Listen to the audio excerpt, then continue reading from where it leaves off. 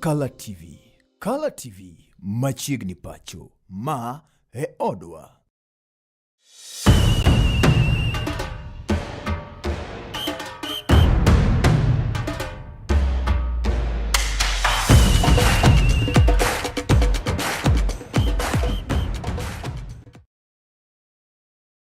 Kamano endo janeno mar Color TV wadhi nyime kanyo gi chenro ni mar dag tuke odiochieng' ma kawuono kabende tielo mar ariyo ni wan kanyo gi wendo kaka nasa singo ni mokuongo pano dago mbaka kanyo ni kutene kanyo koda weche go eko mag tuke adhula kuom karowere go eko matindo nikech wacho ni gimoro amora ka chakore to ber kichak gore gi piny kanyo endo mano miyo wan kaendi koda koche mabende wan go kaendi kendo en achiel kuom jogo mabende tiyo kanyo endo koda FKF kanyo endo kuno opogore wando nyiswa kanyo endo iluongo ni coach Robert kanyo endo coach machiegni chenro marwa kendo machiegni Color TV kaendi kabende abiro mi thuolo kanyo endo mondo mi mos jokanyanam kabende nyiswa ni to coach Robert en coach Robert o coach kanye kotenre gi weche gik mag adhula tich mane mabende tiyo ahinya bende kotenre gi weche go mag football development korka rowere go eko matindo ahinya e kaunti ni ma Kisumu. Erokamano Fred, mokuongo agone amoso nyikwara mogi ni oyawre uru. Nyinga iluongo ni Robert Ojienda kaka oseng'isu. Robert Ojienda en coach. Asebedo ka coach at the top tiers mano league wa mar ariyo ma waluongo ni National Super League. And nachako coach at the top tier gi team miluongo ni Migori Youth. Wate wang'e Migori Youth en team mosetimo maber ahinya. Yes. Ma ne wa perform kanyo maber. Kendo adhi Shabana where I was the head coach. Migori Youth na head coach. Shabana chaka adhi abedo head coach. Abet gi team maber, watimo maber, apani records nitie. To sani an e football kendo an e administration of football. Nikech an ga academy. Yes. Aduogo deal gi nyithindo mathindo. Koro nitie gimomiyo aduogo deal gi nyithindo mathindo ma abro wacho bang'e. So I'm also a manager academy moro miluongo ni Chris Soccer Academy. En academy ma deal gi jotugo ma gi oko kala 13 kod ma gi oko kala 15. To kendo an jalop jakom mar Football Kenya Federation manyakach bade manyakach. Kopogore gi mano to Robert tiyo gi joka weche mag law. Yes. Awinjo ki iluongo nyinga academic moro kanyo to awinjo mana kiwacho ni jotugo ma idilgo oko kalo higa mar 15 ang'o momiyo 15 higa mogik. Kamano Fred, aparo ni mana kaka iwacho gimoro amora machakore. Yes. Kata gimoro amora kadwa dongo to nyako chakre kamoro. Gimomiyo adwa na deal gi jotugo ma gi poko kala 15. Iwacho ni kidwa dolo rech. Yes. Tidole kapod onumu. Nyiso ni gik moko tema wadwa keto kuom jotugo gi. Mondo waket gi maber, waketo gi kapod gitin. There are a lot of basic skills ma ndie football monego be ni puonjo gi seche mapod gitin cha. Nikech iyudo ni gigi koko timnegi to ka gidongo to tamo gi timo gik mang'eny. Yes. Manyalo miyo gibed jotugo mabeyo. Koro miyo nikech naseng'isi ni asebede level mamalo. Iyudo ka nitie system wa kata yo ma watero go mpira chien kacha cha noko miyo nyithindo matindo gi thuolo mondo los gi ka gitindo. Nitie jotugo mibro yudo ka go league madongo to pod dwaro gik matindo tindo. Miyo nyaka wachake mana piny kacha cha mondo wasud kode malo mondo wayude kama ber. Yes. Coach, wach maduong' bende kawuono en wach nero mar bero tuke go iko mag adhula kuom karowere matindo e county ma Kisumu. Iparo ni challenge osebedo kanye ikotenre kanyo koda tuke gi eki mag rowere matindo ahinya county ni ma Kisumu to gin ang'o gino maber samoro wanyalo timo mondo mi wakete rowere gi obed gi tugo makare. Shida maduong' mokuongo kata nyalo wacho ni gima osebedo kodwoko wachien. Yes. En paro ma wasebedo go. Kaka jo Kisumu kata kaka jo Kenya. To ka duogo kuom jo Kisumu, paro ma wasebedo go en ni wasekao pachwa waketo kuom jo madongo to wiwa wil gi nyithindo. Yes. Seche ma wakao pachwa waketo kuom jo madongo to wiwa wil gi nyithindo. Nyiso ni jo madongo ka kiny wuok to ng'ama donjo kargi. Koro wachako timo gik moko molewo Koro ne ji obet piny, joma nigi lony e weche mag tuke manose wuothe pinje maoko mokwalo siri kaka gineno ema nokelo rieko ni. Seche mane giwuok oko to watudore gi jowa mani oko to gifwenyo ni no, nitiere gima nyaka tim ka ng'ato pod rom kama, nitie gima nyaka ng'ato tim ka ng'ato jagini 10, nitie gima nyaka ong'e ko jagini 12, nitie gima nyaka ong'e ka jagini 15. Mae manolos go syllabus mondo wang'i niya, ka watimo ma to wadhi yude maber kacha. Koro mae gima osebedo ka hinyowa nikech wan thothne wakawo pachwa waketo malo to wiwa wil gi piny. Yes. Chien kanyo endo aparo ni sani nyalo bedo gimoro dweche 3 kanyo endo nitie nini moro ma FKF no launch kanyo endo mar under 14 kendo gitudore ka academy moro e county ma Homa Bay. Ok ang'e ni paro ni bende osebiro mar tiyo gi chenro ma kamae ni e counties mamoko kaka county ma Kisumu ka bende okela e penjo moro ni bende wan gi enough academies kaachiel koda structure programs mar nurture talent e grassroots. Fred adwa wacho ni wan chien. Kendo kaka Kisumu nyaka wanen matut. Yes. Amor gi dongruok madhi mbele Homa Bay. To king'iyo dongruok madhi mbele Homa Bay, ibo yudo ni ng'ado rieko kuom jolony. Yes. Emosemiyo Homa Bay ochopo ka. Aneno ka Governor moluor Honorable Gladys Wanga. Yes. Tiyo gi jolony nikech seche moko nitie gik moko moko nyal ng'eyo to tiyo gi jolony ma en go mondo yuago bera ilago odhi Homa Bay. Kora paro ni wan be kaka jo Kisumu waket jolony ma wan go mawuok Kisumu ka mbele mondo yuagi. Nikech adwa ng'isi ni kaka ne aka koro obiro mochopo Homa Bay. Yes. Ok en gima yot. Nikech macha en academy ma roots ge kata king'iyo kuma nowuok en piny maoko. Koro ng'iso ni nitie jotelo moko kata jolony moko mag jo mpira mawuok Homa Bay mano yuagi kendo non ready mondo ng'isgi niya, gini kelnwa uru. Yes. Kelnwa uru go machiegni nikech ne ging'eyo ni kokelnegi machiegni to jogi dhi neno ber mar tiyo gi gini. To kendo mano adwa gone Football Kenya Federation erokamano. Nikech Football Kenya Federation ema otimo partnership program, giloso chenro mar bedo kamoro achiel mondo gima kamano timre kendo ne gitimo launching ma ji oneno momiyo gweng' machalo Ndhiwa otere academy mane ji ok nyal paro. To gini nigi berne mokwongo niya, joma ni Ndhiwa, nyithindo man Ndhiwa mago mpira biro bedo gi paro moro ni an bende adwa tugo mondo achope kama jogi nitie. Un kaka stakeholders ma county diri ma Kisumu be usebedo gi paro ni usebedo kata pana piny koriwo nyaka pisi no mano mar FKF Kisumu County Branch usebedo kata mana piny mon mi ung'i kata kunyalo loso academy moro do gigi seche moko kata dwaro pesa but nitie moro munyalo loso kata ma diere go kuma bende samoro lor skunde kaka sani dhi lor skunde manyalo konyo rowere gi eki kendo nyalo miyo jomoko nyalo neno ma bende riwre kudu mar konyo timo malo rowere gi eki. Gima wacho no setimore mokwongo adwa go erokamano office modonjo sani. Yes. Office modonjo sani mano yier higa mar 2024 otelne gi jakom Kennedy. Yes. Ouma. Aneno ka en gi paro maber. To ok anyalo wacho ni joma nosebedo ka be nokotimo gimoro. Wanyalo mana wacho ni gin kaka jo office. Yes. Gin gi paro moro kendo gimomiyo wacho ni gin paro moro kendo gimomiyo agone gi erokamano. Mana kaka na wacho, mpira mar rowere matindo ema nyaka wakwongo wakawo pachwa wakete te. To nikech mpiche te ma igoyo e county ka mar Kisumu. Yes. Ni e buo Football Kenya Federation ma Kisumu en a branch office. To ineno ka office no sani oketo ni ei sub county ka sub county aboro ma wan go Kisumu gi. Gidwaro mondo ginya tuke mag rowere matindo masani wasechako league mag jo nyithindo ma hikgi ok okalo 13 kod nyithindo ma hikgi ok okalo 15 e sub counties aboro gi te kendo dhi mbele. To no kane gidonjo to mane gimno kwongo chakore go. Chien kacha inyalo yudo ka notimore mana e area ma ji nigi lony mamalo machalo Kisumu i town ka. Yes. But kacha nyaka ne gidonje office negi encourage coaches mani oko mar town e sub counties aboro gi mondo chak team ma gi register teams gi mondo otugi. To adwa wacho ni ok en tich mayot nikech mpira ok en gima yot rano.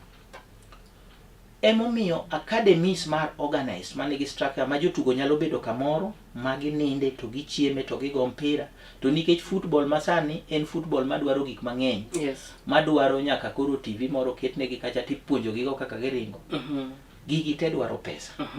Omiyo odwaro ikruok maber maka nepo ni telowa manika ma Kisumu County kata mabobiro nyalo bedo kamoro achiel, to gikelo joma ran football ma en Football Kenya Federation kamoro achiel, to miyo gi para ilagi. Omiyo wanyalo make step maduong' sana ka wakao gik makamagi waketo, to wang'iyo kata niya koro wanyalo chake gi academy achiel e Kisumu ka, then watere e sub counties gi mondo bed ga achiel mondo kony kuonde ma ji aye nikech jotugo to ng'eny. Nitie weche go iko mabende ing'eni rowere matindo do kapod gin ga lwet jonyuol samoro kelo ga tich matek. Asebedo gi coaches man ga machiegni weche gi eki mag tugo gi nyithindo matindo. Example manyalo mi nitie coach moro mawuok kuma heri luongo ni Figo. Osebedo kodil gi nyithindo mang'eny sana. Igni tido ka gini endi wacho ni en gima luwo from jonyuol. Samoro ido nyithindo moko tuga jwala kamoro, obiro kawo gi to nyathi biro tere mawuon nyaka janyuol. Iparo ni community ma kuonde moaye ere kaka nyalo konyo weche go iko mag bero tuke mag rowere matindo. Mondo tuke mag rowere matindo omedre. Mokwongo kapok adhi kanyo. Figo ma ni ahero en osiepna. To kidwaro achiel kuom coaches ma wan go Kisumu County ka, ma wawacho ni nigi gima kizungu luongo ni passion for the game. To kimi ana rate Figo tabo kete e top 3. Figo setimo gik mang'eny. To koro wach miwacho mar jonyuol ni mi keto challenges. Nikech jonyuol wa pok obedo gi lony mar ng'eyo ni nyathi ma en go ni nyalo chiemo gi talent ni. Nikech pod wan gi paro moro machon ni en mana class cha kende ma ka ok itimo maber e class to gima ni ohinyore. Gini ok hinywa kata ne jonyuol kende, gini hinywa kata mana ne school. Koro gimonego watim ka wadil gi rowere matindo, onego bed ni wabedo gi gimiluongo ni a structure maber. Koro ng'ato ka nigi team to kiki ya ring gi team kendi, jomoko setime. Kisebedo gi team ming'e kuma nyathi aye, bed gi contacts ma jonyuol. Loso bura. Seche moko ibedo gi parents mana kaka sikul. Tibedo kodgi. Ting'iso gi ber ma ginyalo yudo. Ok gitema gibro kawo wachni ma serious. Moko bro gi. To kaka imedo tiyo matek to jibet to giluwo gik matimore. Gibo neno ka nyithindo achiel o benefit. Kadwa ng'isi sani wan gi somo wa Kenya ka sani support system miluongo ni CBC. CBC sani omiyo weche mag tuke oketo malo. To seche moketo weche mag tuke gi nitie kuonde moko ma nyathi ko wuok e somo wa mar skunde mag primary to dhi e secondary. Nitiere skunde mag secondary ma support nyithindo manigi talent. Koro ber mokwongo ma janyuol nyalo neno nikech skunde moko nitiere ma fees ma janyuol chulo ni malo. Seche miketo gi piny kacha to nyathine ne ni kata mene grade 6. Ting'ise ni nyathi ma koro ni e grade 10 ni, mani e grade 9 madhi e 10 ni, osekaw dhi St. Anthony's. Odhi somo nono. King'iyo pesa ma nyathino dhi save ne janyuol kuom higni 4 mosomego, miyo janyuol bedo gi paro mopogore. Omiyo kik watho gi gini kendwa, to wawe mok wakelo jonyuol e gini mondo gine ber. Omiyo en gima wasetimo, an asetime kamae. An gi nyithinda manie skul masomo nono kamano nikech weche mag tuke. Koro miyo seche ma idwa ni ji odonje kata joma well wishers in the society o supporti, onego ikelo gi machiegni mondo gin be ging'e gima itimo to gibo support. Kapok odhi nyime anya nawinjo wakini wacho gimoro kanyo ni nitie gimibiro wacho bang'e e kotene kanyo koda weche gi eki mag bero talanta mag rowere matindo kata gimogoli e league mamalo. Kisa nawinjo kiwacho ni iduogo koro idalil gi weche gi eki mag nyithindo. To kitema ne leronwa kanyo endo malach. Iwacho ni ka akia adwa kete gi dholuo mayot. Ni ka nyang' ng'is, ka recho ng'isi ni nyang' tuo. Tiyego. To nyaka yiego nikech en moa e pi. Gidak e pi kuno te. Omiyo an anyalo wacho ni Nyasaye nogwedha machopo e kamoro gi coaching na. Yes. Ma ayudo thuolo madil gi jotugo madongo dongo. To seche moko pogruok tin. Yes. To seche moko hawi be nitie. To inyalo yudo ka jatugo ni e level motugo level mamalo. To king'iye maber to nitie gik moko ma pod chande. Yes. Nyiso ni seche mano dongo. Nitie achiel ariyo adek manoko keti. Seche mano dongo malo, nitie achiel ariyo adek manoko keti. Koro achiel ariyo adek manoko keti gi. Kiketo gi piny, to kobiro malo, to mane ma koro miyo wa jatugo, ma wawacho ni jatugo molos ma all round. Yes. Koro kana seche mane koro atieko bet na gi jo Shabana, naduoga paro ni to ang'o manyalo timo kaluwore gi bedo na masebedo malo kucho, nikech maybe kama duoge ni jogi ok ong'eyo. Yes. To an maseneno nawacho ni adwaro kawo pacha tawera gi age manie diere ni taduogo e nyithindo matindo gi mondo achak loso gik ma naparo ni chando gi. Taseneno katiyo nikech igni masebet ayudo ka nyithindo go gik moko machando jomadongo loso yot ka gitindo. Yes. So mae momiyo nawacho ni kidwaro konyo nyithindo tiduogo chien. Koro achalo gima atiyo gi marking scheme mananeno mbele kacha. Taduoga aloso go tabu mantie. Nikech kidienje mag mpira professional coaches bro ng'isi ni football wang'iyo gik moko ang'wen. Yes. Ma kizungu luongo mokwongo ni technical. Mar ariyo in tactical. Gigi nyaka walos te. Psychological and physical. To nitie yo ma kilos achiel tiwe moko. Nikech nyaka ihik jatugo. To mondo ihik wi jatugo mondo kochopo kachacha to nyalo gocho mogo. Jatugo nyalo bedo maber. Yes. To kochopo pap to pok no gocho stadium. Dong ineno koko dhi tugo. To kichako hike kotin, matiende ni iwakon mental strength ma jatugo. Seche mochopo kacha te en gi wich moro ma kata ji ng'eny kata ji ok ng'eny. Mago gik mitimo katindo. Yes. Jatugo nyalo bedo ni okia ball control. To kilose kotin, to mano miye mijing'o kendo bedo gi confidence mar tugo. Gigi ok dilos ne ng'ama duong'. Yes. Ng'ama duong' osechopo e level ma koro ok nyal losore. Koro emomiyo kidok piny kachacha to waloso gigi to wadhi yudo ka wabedo gi talent mani malo kabisa. Wach no ero nawinjo bende kiwacho wach no ero mano mar sub counties aboro ma nitie Kisumu County nobiro gi paro no ero mar keto league no ero mar rowere. But ok ang'eyo ni what next bang' tugo sub county league ng'ato tieko namba 1 odhi kanye koso nitie league no ero mar rowere matindo mar county.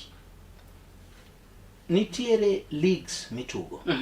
To nitie gima nok wawacho. Yes. Bende ing'e ni weche mag federation kata Football Kenya Federation ma en e body. Yes. ma riembo weche mag tuke Kenya ka. En weche monego be ni puonjo ji. Nikech ji okiagi. Kata seche ma wuoyo kodi ni nitie coaches moko ma wan gi grassroots kama kiluongo tipenjo niya be ing'e structure mar Football Kenya Federation kochakore malo nyaka piny. Koro ka waseng'e gigi to gigi ema dhi konyowa.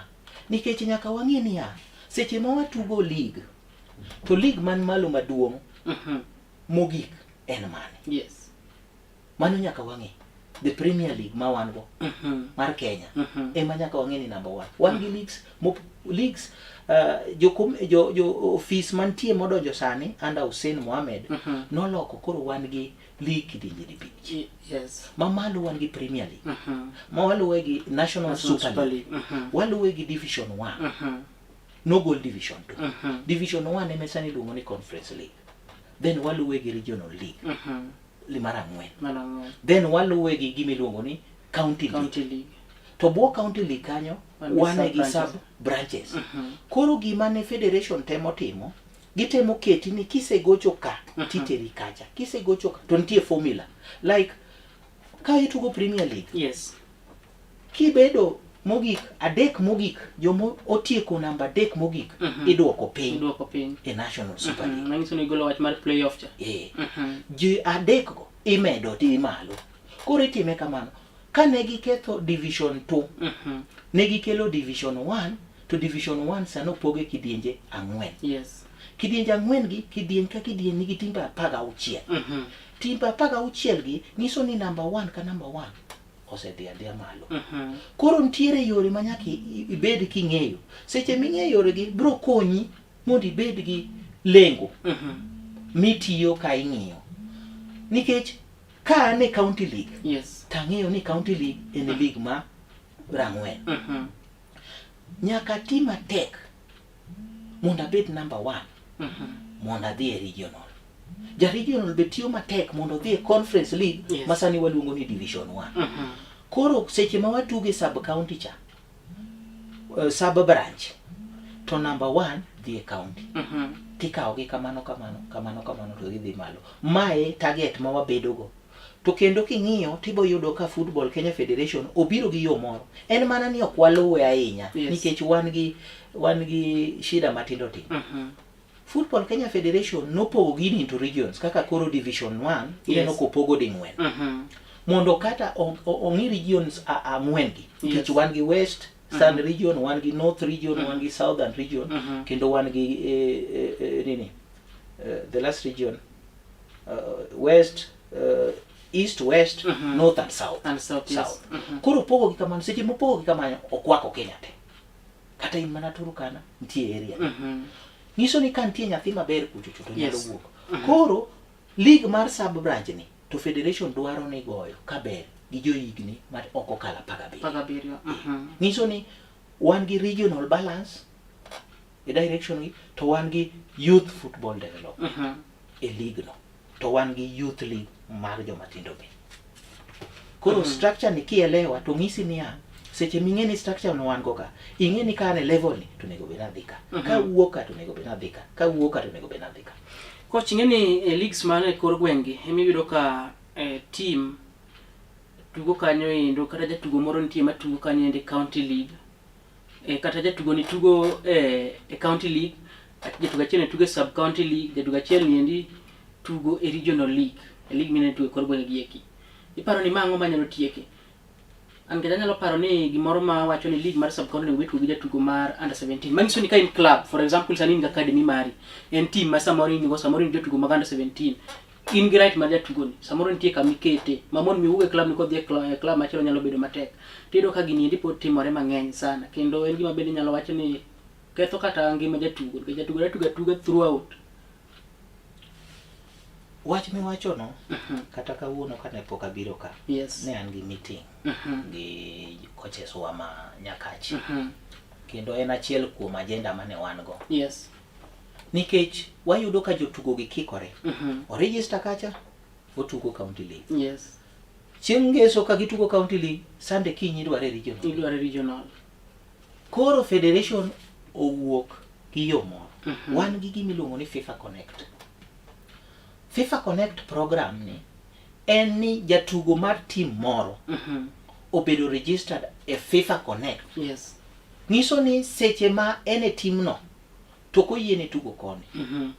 To ka ionge detail mo capture jatugo ni to tek mondo ing'e. Koro iketi e FIFA Connect titugo level ni. Yes. Inyalo tugo level ni no emitugo. Nikech mae e yo kende ma wadhi keto go gini. Ng'ata matugo nyaka bede FIFA Connect. Nyiso ni ka oserwaki e FIFA Connect e team magoyo NSL, yes, to ok nyarwaki e division 1. En odhi one way system. To koserwaki e division 1 to ok nyal rwaki e regional kata county. Koro seche ma ong'i to dhi miyo jatugo okelo discipline. Yes. Mar ariyo okelo professionalism. Omiyo wabedo gi lony e weche mag mpira. Yes. Nikech seche ma koro en kachacha to tugo, to koomo no cross to onene. Nitie cases moko ma seche moko wuok ma ng'ane no ne kato ng'ane no jotugo gi ero bela. To ng'eni nikech jotugo ng'ere ka nyo tugo Homa Bay. Yes. Otugo regional Homa Bay. To biro tugo Kisumu. To sani be wan gi social media. Tiwacho ni ng'ani tugo ne Homa Bay. Team moro Homa Bay regional. To duogo tugo Kisumu ka. To ibro fweny ni kuchocho ok en gi documents maber. Oloso gimoro kacha. Yes. Koro ibro yude yo mayot. To nitiere punishment mimiyo team no motimo kamano. Koro magi gik moketi FIFA Connect cha mondo ket jatugo ka jatugo otug liga achiel. Then nitiere punishment. Ng'at modhi mokalo laini to nitiere punishment mimi timiyo team cha modhi lose kata points, to gini miyo kelo luoro, koro miyo jatugo bedo gi discipline, to ng'eyo kaka itugo, nikech jotugo gi adier waiko gi nikech kiny ne gidhi loka. To kidhi loka to chike mani loka osemiyo jotugo mang'eny mowuok e pinjewa ma kuondegi oduogo, nikech chike ma joko keto tek ma koko chak gi ka gitindo ma gibedo train, to wabro kata wito jatugo mana nikech kaka waike. Adani wakao ywe kapok wakao yweyo wachno ero ma bende na awinjo kanyo kwacho ni na chelo kuom scouts kweko mago mag national team ayenya nyakoro karowere matindo. Kang'eni Kisumu ka endo teme nang'o? Kang'eni samoro tiyo gi skunde koso nitie clubs go kuma bende samoro ng'eni gi jotugo eko matindo. For example anyalo wacho ni Kisumu club moro no beto mora iluongo no Bunga.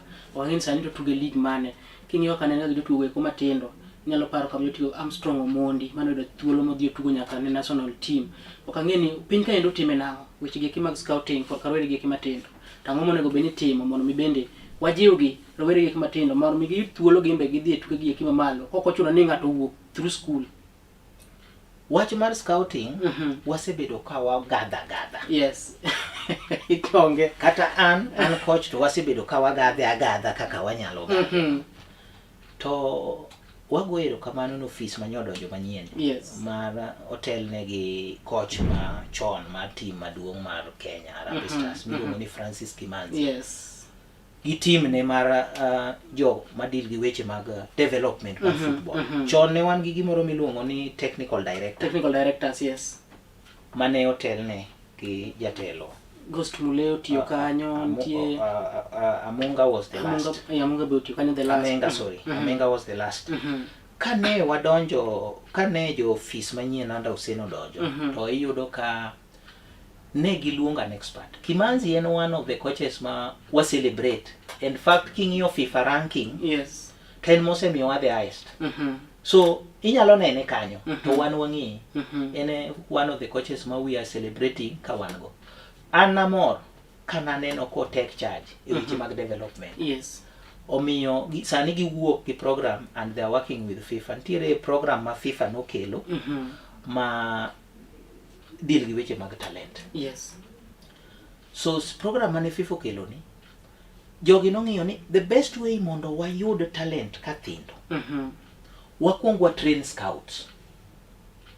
So en first time e dueni makoro rumoni manye okuongo tim the first scout training e Kenya ka.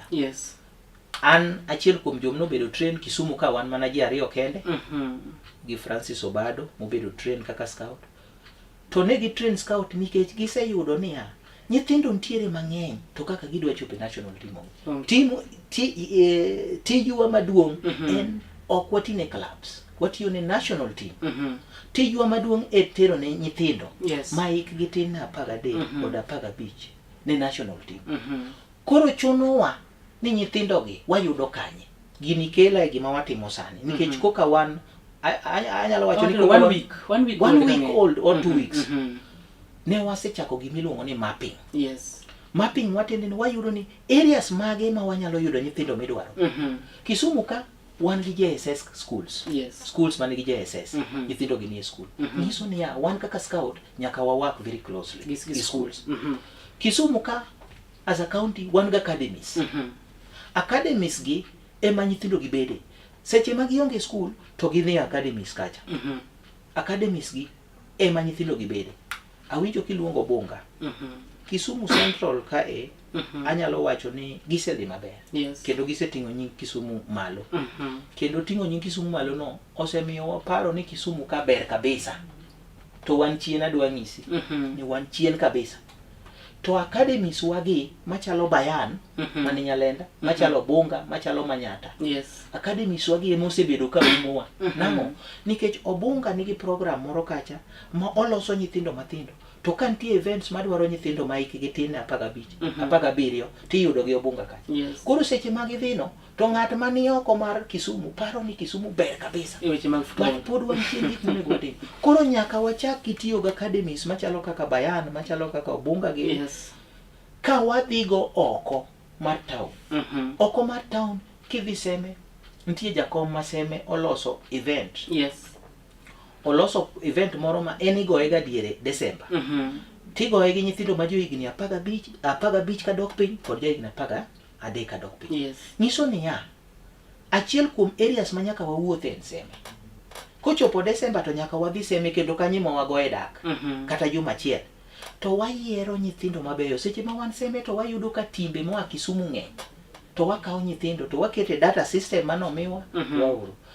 Mar ariyo, yo ma wayudo go nyithindo gi, wan gi leaks mana ng'isi. Emomiyo ineno ka goero kamano ne jo FKF mar branch ma Kisumu nikech gitemo keto mijing'o e weche mag youth. Seche ma giketo mijing'o e weche mag youth ni miyo tijwa dhi bedo mayot. Nikech chunowa ni sama igo league to waringo Muhoroni, wang'iyo ni under 15 moro nitie Muhoroni kucho, wayudo nyathi moro kata nyithindo moko waketo. Wanyalo pogore, ng'ato ringo Muhoroni, ng'ato ringo Nyakache. Ng'ato ni Kisumu ka to wawilora awila. Ok en tich mayot to koro nikech wasehero mpira wadhi time. Koro mae yo ma wadwa tiyogo, wadwa tiyo gi schools, wadwa tiyo gi joma nigi organized academies ma wanyalo yudo age gi, to kendo wadhi tiyo gi tournaments machal kamano. To mano ke giko. Anyalo ng'isi ni amor ka nyocha tieko scouting to nyocha awuoyo gi engineer Opudo. En ga gi engineer Jekonia Opudo, en engineer mong'e e weche mag tuke kabisa kendo sekonyo nyithindo kabisa e weche mag tuke. Nyocha awuoyo gi engineer, tang'isi ni engineer kama koro wachomo ni nosegolo gi tournament no oduoko mondo ji obed ka higni 18 ka dugo chien. Ne tin ka dugo chien, yes. Koro nyocha wuoyo gi engineer, tanyiso engineer ni kama wachomo ni nyaka wakony nyithindwa gi mondo wayud under age ma watere ne national team e area e tournament nicha. Duoke e higa moro ochako wuogi category. Ma nyocha ng'isa ni tournament ne madhi biro idhi go gi under 15 kod under 18 chabe dhi ambe. Mano mor maduong'. Wadwaro joma chal kamano. Ka wanyalo yudo ng'ama chalo gi engineer Opudo mawuok Nyakache, to wanyalo yudo ng'at machalo kata mana gi jatelo moro be Seme kaka Ken time, to wayudo ang'eni gin mang'eny pok wachopo kuom gite, to wadhi chopo kuom gite.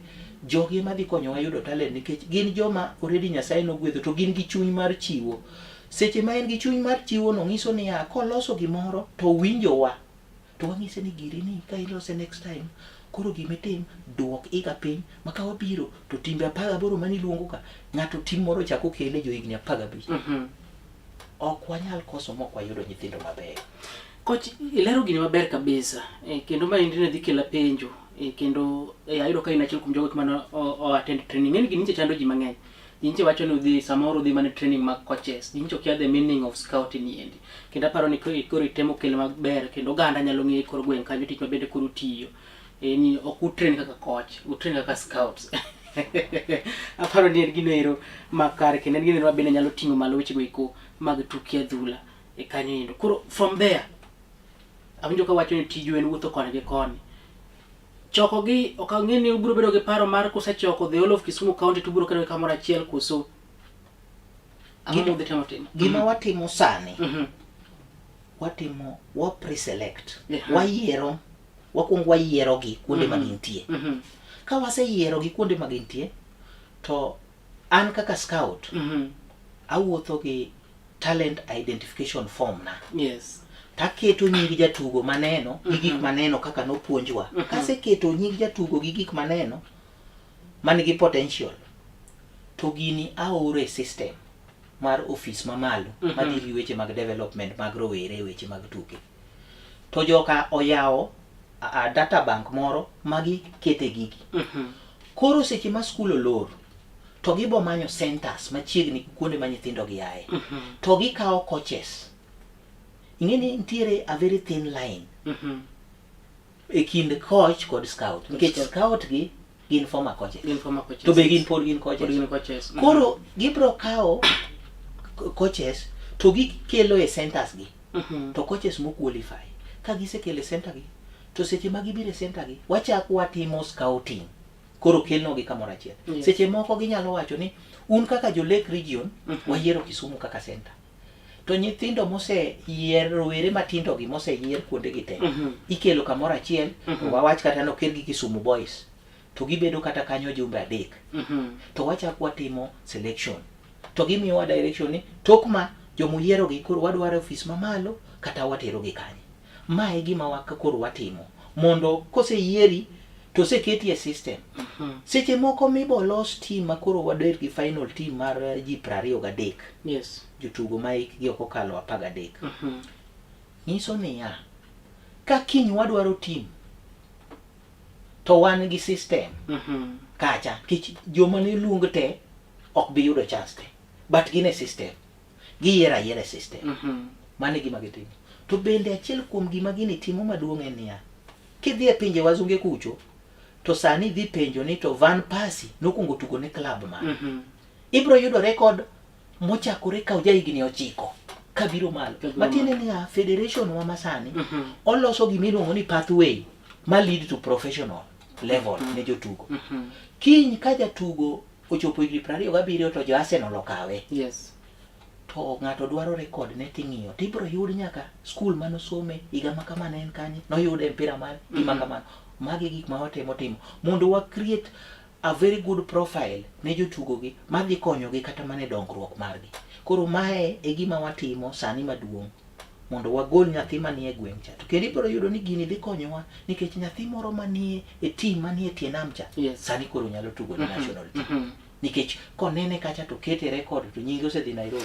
Manyiso ni dhi pogore gi moro nyanda neno kotim last year paro ni timo ga selection mar ni manyo jotugo ni trial moro tim Kisumu kaindi mane jotugo mane dhi tugo ne under 17 mar under 15. Manyiso ni ma pogruok dhi bedo.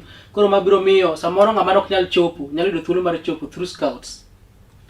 Adwa ng'isi Fred ni achiel kuom mistake ma watimo kendo wasebedo go kata jomoko ma anyalo wacho ni kata mana stakeholders moko timo. Yes. Waparo ni football, gima kizungu wacho ni waparo ni football en event. Football ok en event. Football en a process. Onge kaka inyalo luongo trials kawuono ti expect ni yudo the best. Nitie gik mang'eny matamo nyathi mondo imi nene. Nitie gik mang'eny. So gik matamo nyathi mondo mi nene gi kiny no miwe talent tika ng'ato. Nitie chieng' ma nyathi moro bochie chako ber ok ober ahinya. Yes, lakini chenro chiwo ka to kare. To we nyathi moro mabende body neno ko winj maber to wacho ni my trial kende mobiro to kare. Lakini ka koro waketo gi e data system. Like an ka koro adwa neno nyithindo to yot nania. Aseng'eyo mase map ni team B dhi tuge picha to go league. Adhi tang'iyo striker manyo moko wanga. Taketo ni star. Yes. Achaka rite ka kinyo dhi tugo gi team cha. Seche masenene second no yot mondo mi akete e system. Nyiso niya okatiyo gi event to jaja player. Yes. Atiyo gi process. To bende ma emomiyo FKF temo niya ineno team ma waloso sani ni. Kik ng'ato wuondi ni ka kinyo luongo ni team to waloso under 15. To wacho ni nyo team selection koro wadwaro result. Adwa ng'isi ni team ma waloso sani ma wadwa tero ni national team mar under 15 kata under 13. Ber gi wadhi neno igni kochakore 3 kata 5 kadhi kendo ka wachopo gimoro igni 5 to koro wadhi bedo gi team ma kata mana Nigeria giriko bro luorowa. Koro be emomiyo wacho ni gima oseinyowa ni ji paro ni football en an event. Football en a process. To kichako gi process no land trial wadhi. Kidhi gi process no to idhi yudo ka uyudo a very good team. Yes. Kalora gi sa producer mara ngiseno wadhi anyime nikech kang'iyo sa kanyo chiegni donda ka 17 to watieko chino diendi. Coaches ber mar tugo FKF League e grassroots nikech iro ka timbe ng'eny. For example, last year nan gi team moro mano tugo sub county. To king'iyo kochopo sa tournament awuok Ombei ward. Kochopo ward wano zone Muroni no pog zone Sadek, zone Sangwen. No one zone Sadek, zone Sangwen. Tido ka zone manantie ne zone no mar A. Ne wan gi timba uchiel kende. To kochopo sa tournaments to wan gi timbe moingo 23. Matugo ang'o manyalo tieko mind. Manyalo tieko ber mar kata mana wach ni mar ironi yani most of the clubs poketo wach weche kuma tournament. Niso ni clubs podo kia ber mar tugo FKF League grassroots. Asewinj. Yes. Amora inya kikelo wachni. To wachni emoseinyowa. Yes. Wakao pachwa wadhi waketo e tournament. Kendo wawacho ni goyo FKF League en expensive. Yes. Adwa ng'isi ni kubet piny e grassroots. To winjoru inyalo yudo ni tournament expensive moloyo grassroots FKF league. Yes. Nango awacho kama nikech tournament moro nyalo gol. Un gi tournament mar kacha mar jadolo. Mar jadolo Robert Nyasuna.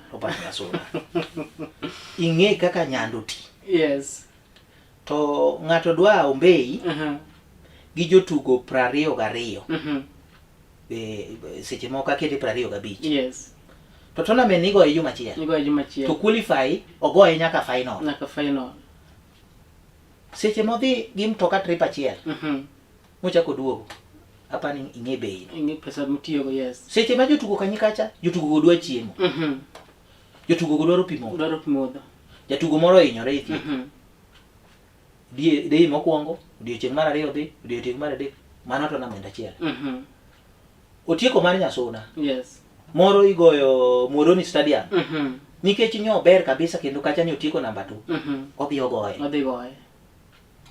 Adwa ng'isi ni king'iyo pesa mutiyogo. Seche gimomiyo ji ok fweny ga nikech ng'acho miyowa 5,000, ng'acho miyowa 3,000. King'iyo pesa mutiyogo Desemba tournament 100,000. Koro adwa ng'isi. To seche moko 100 ni kuom tournaments mogoyo kata beach mutiyogo 100,000. Yes.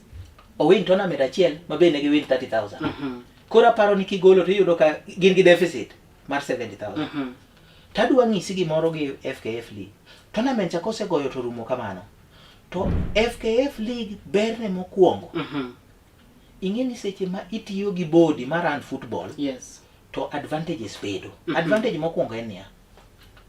Wan gi program machalo kaka FIFA Connect program. And kigo league like timbe ma Kisumu ka sani mago league. Yes. No serwake FIFA Connect. Seche migo league tirwake FIFA Connect. Seche morwake FIFA Connect no irito jotuki. Ineno? Jatuki rito nikech ing'e niya jatugo ka ber to go league to ok inyal bira ni ng'ato a kuchucho Western kuchucho no biro to kaka jatuki ok okaw nikech kodhi to dhi ng'iyo system to kodhi e system to yudo ka system wacho ni jatugo ni en jatuk team makama. Yes. Koro manyi seche mo manyi kuwinjoru kode ni idwa miye jatugo no to club nyalo benefit to ma bede bro konyi jotugo gi mtie moko ma Nyasaye bro yawo ne gidho yo madhi oko. Seche ma gidhi oko to nitie gima iluongo ni development fee. Yes. Mimiyo club kuma no grow. Seche ma ok ibede FIFA Connect program mar federation ting'eni yudo gik machal kama bedo matek. So bedo mayot kitugo league gi ibedo under the body manyalo protect. Yes. Weche moko be nyalo wuok mag tunge. Ma involve team nigi team moro kata issue moko wuok kanyo. To ka gini otimore kigo league ting'eni federation nigi lawyers ge magi protect go interest of that team to gi protect go jotukgi. Emomiyo iwacho ni seche ma idhi go league to team ka team timo gima iluongo ni affiliation. Yes. Koro kitimo ma to nitie benefit mang'eny. Ber moko nitiere tournaments mobedo organized under federation like koro Betika and other tournaments manyalo biro Bingwa Fest manyalo biro gi nying federation. Yes. To iyudo ka tournament moro biro to en gi price money maduong' kata mana 1 million kata 2 million. Koro ko wach ni idwaro timbe 4 Kisumu ka ting'eni seche moko inyalo bedo ready kata gi pesa mar go tournament. To nikech ionge league mar federation gikawo timbe magoyo federation league. To iye na achiel kuom timbe go dhi win kata 2 million to duogo konye e go league matches mantie kata growth mar timno. Yes. Koro magi gimoko ma ok aluongo gin benefits mang'eny mantie to ji ok ong'eyo. Ibo yudo ni kigo league kaka ma sub branch. Yes. To idhi kamoro kachi yudo pickup moro teri kacha 3,000 chaki duogo tieko league. Kaka wan kaka ne watime nyakach wawinjore ok wadwa ni jogo wuoth mang'eny. Wapogo nyakach into zones. Nitie kuonde moko ma ji dhi nyaka gi tielo. Nitie kuonde moko ma idha piko.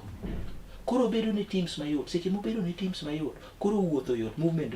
Cost mar league dok chien. Yes. Koro winjruok inyalo losi mondo tim gigi mondo football oket machiegni gi ji to mi timbe oyie berne. Wach machielo iparo ni wach pesa na winjo kiloso nikech mayo samaro ma ji oluoro sana. Iparo ni un kaka office mar FKF nikech in achiel kuom jogo ma tiyo office mero mar FKF. Iparo ni bende osebiro gi paro moro mar bedo gi coaches gi machiegni mung'isgi kaka ginyalo tugo lig ni mondo mi obed negi mayot mar neno, nikech thoth ji wacho ga ni obiro tugo league the whole season but kochopo to onge gima oyudo to tiyo gi pesa mang'eny every week ochulo referee. Nitie kuonde manyalo wacho ni nitie adier mantie. Yes. Molo kitugo lig mamalo gi. Nikech kitugo lig mamalo to chutho odwaro ni nyaka ibed gi sponsor. Mano adier mantie. Yes. Koro mano be kela gimiluongo ni marketing your team. Nitie kaka kiketo timbi mi market maber, inyalo yuoyo kata mana gi kambi moro mani machiegni kanyo. To giwacho ni wan wabochung' ni e transport. Yes. To seche moko magi ok timre. Koro en adier kendo en challenge ne federation. Ma wan kaka federation wan gi challenge no nikech nitie cases moko okay kata ka team moro yudo sponsor to ok te ok nya yudo. Koro ibiro yudo ka wan gi challenge nikech ing'eni pesa mar federation affiliation fee kata pesa moko mag ichulo matindo for registration dhi e loso gik mang'eny, iloso card mag jotugo, iloso spreadsheet, iloso gik matindo tindo ma by the end of the day koro federation ka adwa ng'isi ni gima achiel kuom gima nitie ochalo tich ma yawo chunyi mondo itim. Koro gima seche moko watimo chuni kaka ja federation mondo mobilize for funds. Wawuoyo gi jotendwa manie siasa gi, wawuoyo gi well wishers, wanyisogi ni wadhi go playoffs. Koro mondo wakete yo moro maka kiny ng'ato go league to kiko wuog nono. One berne.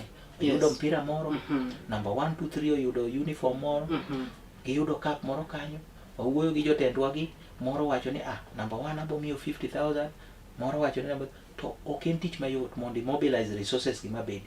Koro mano to challenge ma wan go to miyo kila e point moro ni pok wafwenyo ber mar mpira Kisumu ka nikech kembe ma wan go kae gi oromo miyo mpira ma Kisumu ka bet malo. Kane wanyalo bedo gi yo moro ma wanyalo sero gi go mondo gibed machiegni gi teams. Ni neno ka team mar Bibi Bread ogolo team maduong' mar Gor Mahia. Timbe ariyo madongo. Ogolo timbe ariyo madongo. Nikech wuon kambi maloso mkate cha oseng'e ber mpira. Koro tiyo sani ng'eni seche mane gigolo Gor cha adwa ng'isi ni kidhi ng'iyo tibo yudo ka uso margi nitie kaka nomedo. Nikech giuso gitimo marketing. Koro nego bedi wakelo wan Kisumu kae wan gi kembe machalo Mattress, wan gi kembe maloso gik moko Musumwal mabati. Jogi wadwaro ni kane wanyalo bedo gi leadership mung'e ber mar mpira. Yes. To gibedo gi jogi piny to giwacho ni wadwa no give back to our community teams. Then wabedo kata gi policies moko ma waloso. Nikech seche moko pesa ok nyal gola kola kamano kuonde machalo kaka assembly. Yes. Our MCS gi nyalo loso policy moko ni area mora mowuok e tie pesa moko migolo matindo to ikaw fraction moro to support the local teams. Yes. Wabedo gi talent kabisa to madhi miyo ji mang'eny chako biro kata mane federation league nikech obedo subsidized nitie kaka ojuknegi. Yes, Mr. Robert, thuolo marwa tin ka kendo mbaka ne mit sana. Wabiro kloso ching machielo mondo wago mbaka niendi malache. Kanyendo kata kamano endo sani endi mana mapiyo piyo. Then bende wang ni wach mabedo samoro wang nyalo wego kanyo endo joneno mag Kala TV kachiel koda jokanya nam. Ahinya nyo weche gi mag football kod karwere matindo.